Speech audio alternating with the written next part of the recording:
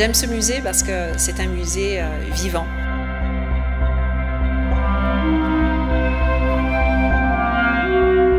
C'est un musée qui inspire les artistes et les artisans qui travaillent à la manufacture de Sèvres.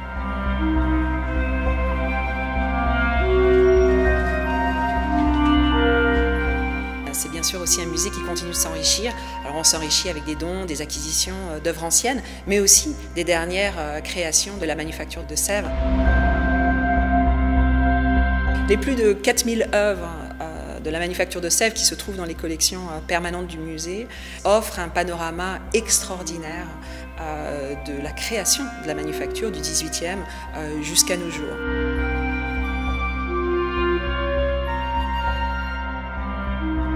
Alors quand on arrive dans ce salon des grands vases, on est forcément émerveillé par toutes les pièces qui s'y trouvent, et notamment le vase Neptune au centre de ce salon, qui est étonnant par sa taille et qui a été créé en 1867 pour l'exposition universelle. Et c'est le plus grand vase jamais réalisé à Sèvres, et c'est un véritable défi technique, notamment, vous pouvez l'imaginer, en termes de cuisson.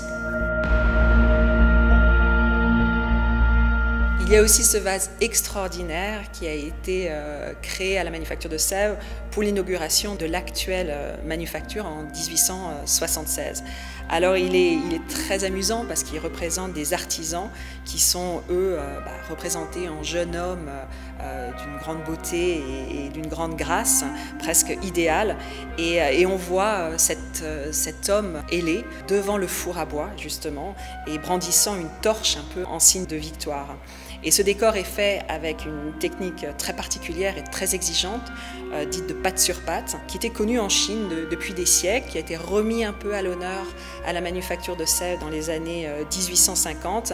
Et là, on est en train de la redécouvrir avec notamment des créations contemporaines. Ce vase exceptionnel, un des joyaux de la collection du musée, a été peint en 1813 par Béranger. Et là, on voit effectivement toute la prouesse technique de la manufacture à l'époque et la maîtrise complète des cuissons au four à bois, parce que nous nous trouvons devant un véritable tableau. Chaque couleur, pratiquement, demandait une cuisson séparée. Donc c'est vraiment une perfection, une très très grande réussite, un défi fait à la technique par la manufacture de Sèvres au début du 19e.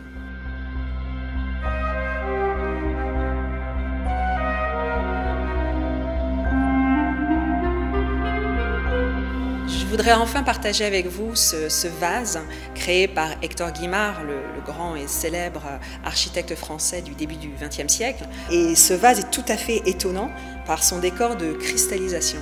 Et ce qu'il faut savoir, c'est qu'à l'origine, ce décor, c'est une erreur de cuisson en fait. Et qui a été tellement, et l'erreur a été tellement belle que finalement c'est devenu un décor très très à la mode, notamment au début du XXe siècle et dans la mouvance des artistes Art Nouveau.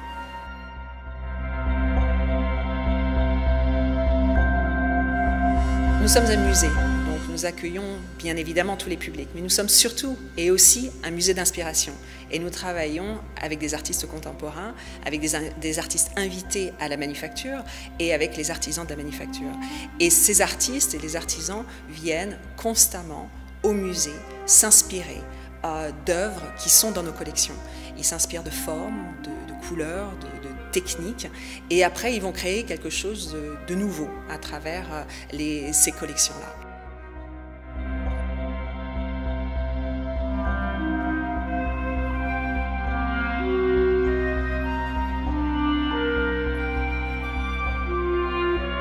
Ils vont aussi aux archives, ils vont s'inspirer des dessins, des gravures que nous conservons, mais aussi de modèles en plâtre ou des moules, pour justement inventer quelque chose de nouveau à partir de nos collections permanentes.